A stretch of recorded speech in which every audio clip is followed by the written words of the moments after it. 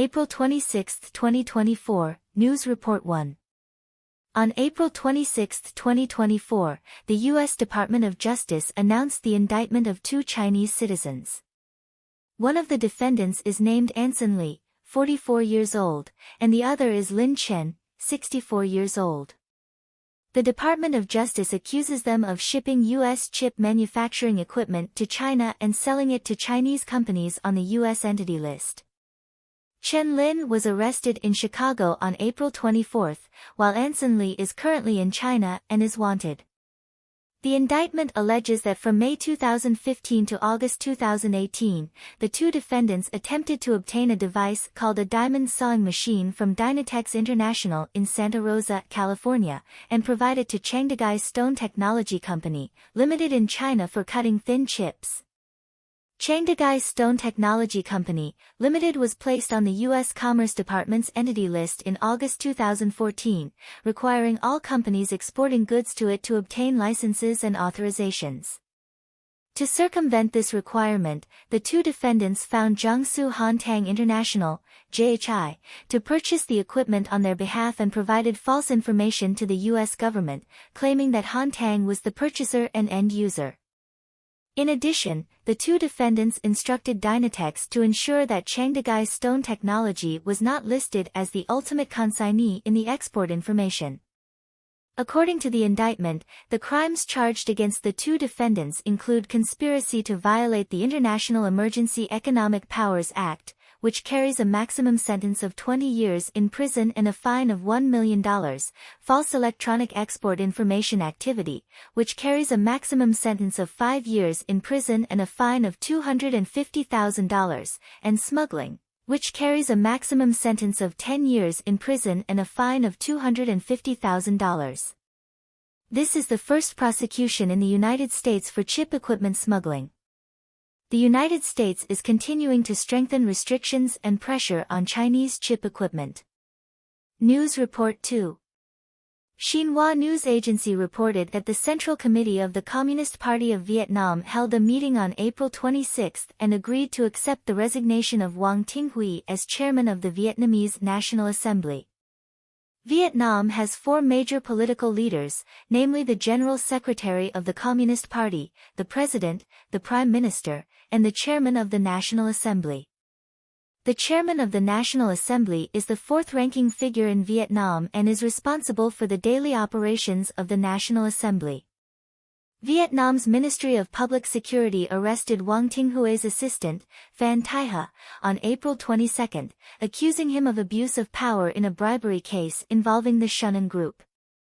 The Central Committee of the Communist Party of Vietnam accused Nguyen Thanh Huy of violating the party's code of conduct and exemplary responsibility, causing adverse public opinion and damaging the reputation of the Communist Party.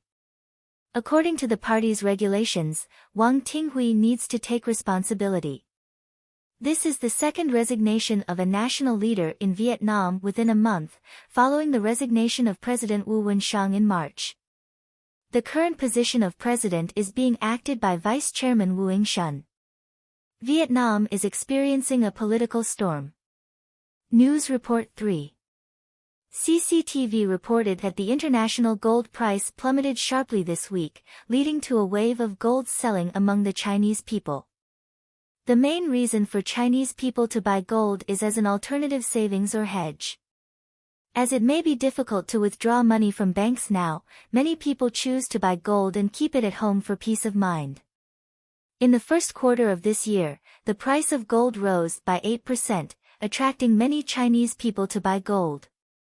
However, on April 22, the international gold price fell by 3%, breaking below the $2,350 per ounce mark, marking the largest single-day drop since February last year. As of April 25, the spot gold price was $2,318 per ounce. With the decline in the international gold price, the price of gold in China has also fallen. Last week, the price of gold fell to 583 yuan per gram, and even fell to 552 yuan, leading to the situation of selling gold for cash. It was reported that a person in Nantong, Jiangsu sold 250 grams of gold for 300,000 yuan. The staff of the Nantong branch said that since March, they have repurchased 3 million yuan of gold, with the highest daily repurchase amount reaching 1,600 grams.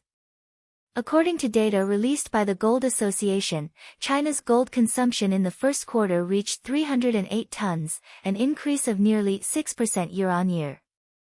Among them, the consumption of gold bars and coins was 106 tons, an increase of 26.7% year-on-year. The consumption of gold jewelry was 184 tons, a decrease of 3% year-on-year. The increase in the consumption of gold bars and coins indicates that buyers purchase gold mainly for hedging purposes rather than consumption. News Report 4. Taiwan's chip packaging and testing company Wafer Electronics announced on April 26 that it has sold all its shares in its Suzhou factory and will invest 12.2 billion new Taiwan dollars to build a new factory in Taiwan. Wafer Electronics currently holds 92% of the shares in the Suzhou factory and plans to sell the shares to multiple investors. Jinyuan Corporation stated that the selling price is 21.7 billion new Taiwan dollars, and after the sale, 16.6 billion new Taiwan dollars will flow back to Taiwan. This fund will be used to expand Taiwan's factories and purchase equipment. Taiwanese companies are beginning to withdraw from mainland China. News Report 5. After the end of its interest rate meeting on April 26, the Bank of Japan announced that it would maintain its interest rate unchanged, causing the yen exchange rate to fall below 156, hitting a new low in 34 years. The cost of traveling to Japan has become more affordable due to the lower yen exchange rate. According to quotes at 8 a.m. Eastern Time, the yen-to-dollar exchange rate was 156.8. The Bank of Japan also announced the cancellation of its policy of purchasing 60 trillion yen in government bonds each month, aimed at preventing the yen exchange rate from falling further. Due to the decline in the yen exchange rate, on April 26, the yen to Hong Kong dollar exchange rate fell below 5, reaching 4.97. According to the Shinmin Daily, many Hong Kong citizens went to exchange yen that day, causing long queues at many currency exchange shops. Some citizens chose to exchange yen through online banking, resulting in the inability to log into HSBC Bank's foreign exchange trading platform in the afternoon due to excessive access. Hong Kong people like to travel to Japan, so they prepare to use the yen they purchase for travel consumption. It is reported that in the first quarter of this year, 620,000 Hong Kong people traveled to Japan, consuming 154.3 billion yen, ranking second after Taiwan, China. News Report 6. Voice of America reported that household debt in China has continued to increase over the past 5 years, but the Chinese government has not yet implemented any policies to address this issue. According to data from Huaya Economics in Hong Kong, as of January 2024, household debt in China has exceeded $11 trillion, an increase of 50% from 5 years ago. In comparison, household debt in the United States is $17 trillion, $6 trillion more than in China. However, the average income in the United States is 3 to 4 times that of China, indicating that household debt in China is still quite heavy. Huang Tianlei, a researcher at the Peterson Institute for International Economics, pointed out that personal debt in China has sharply increased over the past 5 years, with housing loans being the main issue. In recent years, housing prices have continued to rise, but last year they began to fall, leading to an increase in housing loans. In addition, consumer loans are also a source of debt increase. The consumption habits of China's younger generation have changed, and they are willing to consume through loans, with platforms like Alipay making it easy for them to obtain loans. Xia Tian, associate professor at the Moore School of Business, University of South Carolina, pointed out that the increase in household debt in China has led to a decrease in household savings. Young people have a high consumption proportion and cannot save enough money. Therefore, the pressure to consume continues to increase, directly affecting their willingness to consume. In this situation, the possibility of the Chinese government stimulating consumption to promote economic growth is almost zero, as the Chinese people lack confidence in the economic outlook and have unstable incomes. The problem of consumer lending is also very serious, with most people having online consumer credit, but lacking the ability to control consumption, leading to widespread instances of out-of-control consumption or loans. News Report 7. Times Weekly reported that according to data recently released by Savills plc, the vacancy rate of Grade A office buildings in Shenzhen exceeded 30% in the first quarter, an increase of 6.2 percentage points year-on-year, hitting a historical high. At the same time, the average monthly rent of Grade A office buildings in the first quarter dropped to 163 yuan per square meter, a decrease of 6.7% year-on-year. Among them, the rent of Grade A office buildings in Luohu decreased by 9.1%, the largest decline. In addition, according to the property valuation data released by Hong Kong Guest Property Valuation on April 26, the private residential index in Hong Kong in March was 305.7, a decrease of 13% year-on-year, an increase of 1 month-on-month.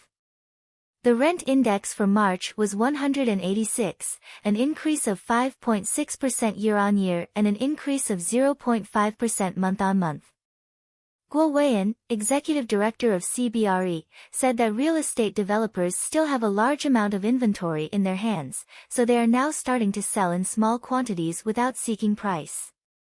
Due to the pessimistic view of the economy, the current Hong Kong property market is mainly dominated by new buildings, because new buildings are priced lower, while second-hand homeowners need to significantly reduce prices to sell their properties. Therefore, overall house prices are basically trending downwards. News Report 8. Voice of America reported that Google opened a hardware research and development building in New Taipei City, Taiwan on April 25, aiming to establish Taiwan as its hardware R&D base. The new building is equipped with more than 50 advanced laboratories for developing and integrating Google's artificial intelligence technology, hardware, and software products. Peng Yujun, Google's vice president of hardware, stated that Google had concerns about Taiwan's geopolitical factors but decided to continue investing in Taiwan after comprehensive consideration because Taiwan's industrial chain is very complete and has an ample talent pool. Taiwan President Tsai Ing-wen and Sandra Oudkirk, director of the American Institute in Taiwan, also attended the opening ceremony of this Google building. It is worth noting that Shenzhen is also a very suitable place to set up a hardware base, but due to geopolitical risks, Google ultimately chose to establish its R&D base in Taiwan. News Report 9. The paper reported that Air China announced on April 26 that it had signed an agreement with Commercial Aircraft Corporation of China, COMAC, to purchase 100 C919 aircraft for $10.8 billion. These 100 C919 airliners are large aircraft and will be delivered in batches from 2024 to 2031. China Eastern Airlines first purchased 5 C919s from COMAC in 2021 and bought another 100 in September last year. On December 9, 2022, the world's first C919 was delivered to China Eastern Airlines.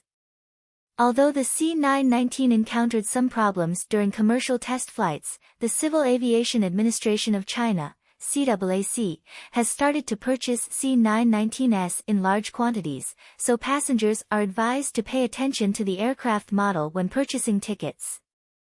Airlines that have already put C919 aircraft into operation include China Eastern Airlines, and Air China will also own C919 aircraft from this year. News Report 10. According to France 24, the European Parliament passed an emergency resolution on April 25 condemning the Hong Kong government's sentencing of European citizens under the Hong Kong National Security Law. The report pointed out that the Hong Kong government sentenced Portuguese citizen Huang Jiansong to 5 years in prison for conspiring to incite others to commit acts of secession in a ruling on April 11. The Hong Kong government stated that Huang Jiansong had been promoting so-called Hong Kong independence online for more than 2 years. Huang Jiansong was arrested when he returned to Hong Kong from the UK to visit his mother in 2022.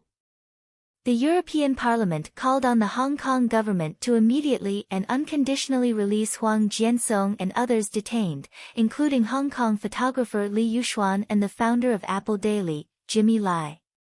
In addition, the resolution also calls on the EU to impose sanctions on Hong Kong Chief Executive Carrie Lam. News Report 11.